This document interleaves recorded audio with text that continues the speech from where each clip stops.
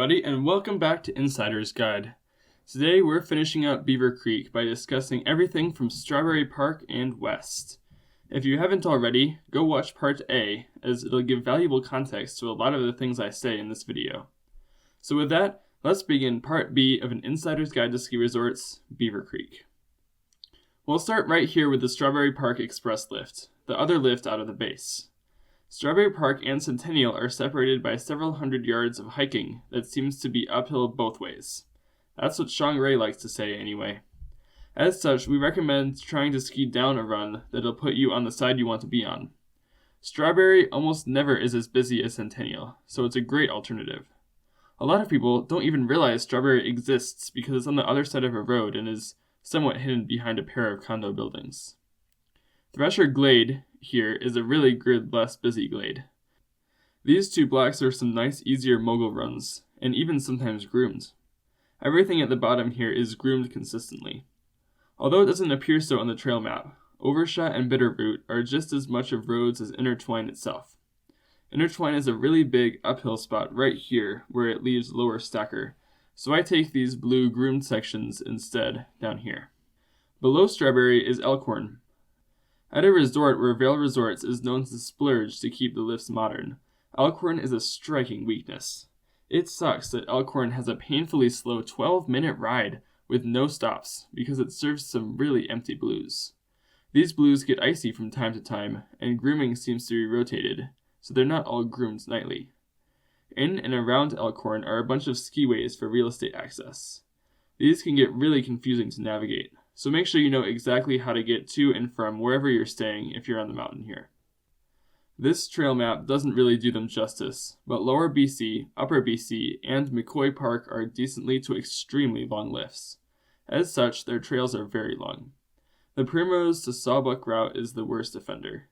Be prepared for that, especially if you are just learning to ski. You'll tire out much faster than you would expect. If you're not confident in your stamina, I would highly recommend starting with Red Buffalo and then going to McCoy after, not the other way around.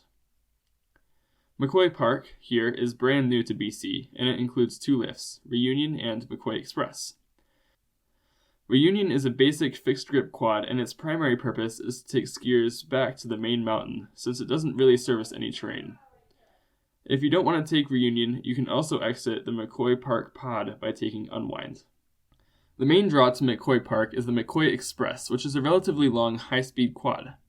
At the top, there is a warming hut that has bathrooms but no dining options except for cold drinks. The lift services this bowl of greens here and a few low-level blues over here as well. There is some really good low-level tree skiing in between all of the cut runs in McCoy as well. If you're looking for the best true greens, I would stay high toward the Looker's Right over here because these other greens funnel into one run, Exploration, which is narrow and crowded and icy and flat and generally altogether annoying. The Upper BC Mountain Express does not get too bad of lines. However, Bachelor Gulch is one of the busiest lifts at Beaver Creek. I try to avoid it at any time before about 2. Grubstake and Gunders are really nice blue cruisers, however. As you can see, Cabin Fever is really good for progression from greens to blues. One of the best unknown runs in the Bachelor Gulch pod is Rough Lock. It's another nice blue groomer, but it's easy to miss. As you come down Little Brave, after you pass Springtooth, start looking for a bridge on the right. That's the entrance to Rough Lock. As an alternative to Bachelor Gulch, if it has too long of lines, you can lap Strawberry, as it has very comparable terrain. This Beaver Creek landing area is where a vast majority of the parking lots are, so if you're day tripping, you'll most likely end up here. The Lower BC Mountain Express will get you up to the Bachelor Gulch. The lift gets pretty busy, but the line moves pretty fast.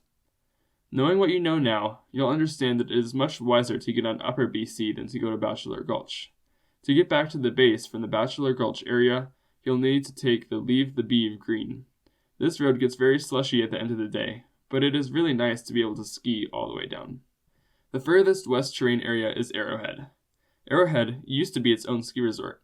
As such, its Stone Age high-speed quad doesn't have nearly as high of a capacity as the other lifts at Beaver. This makes it very hit or miss. The big lines are few and far between. Most likely, you won't run into too many crowds. However, I have taken the gamble several times and found myself waiting for up to 30 minutes to get on the lift.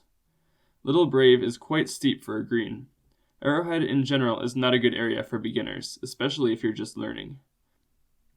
Golden Bear and Cresta are a pair of nice long cruisers. The Flint Black is a fun, short, little open black that is more of a big field than a cut run. The other blacks are generally just traditional mogul blacks. The bottom of Arrowhead does tend to get slushy by mid-afternoon on sunny days. Well, that about wraps it up for Beaver Creek. If you haven't already, go check out Part A, or go watch another Insider's Guide so you're in the know about all that ski resorts offer. As always, please leave any questions down below. Thank you all so much for watching. All my love. I'm out.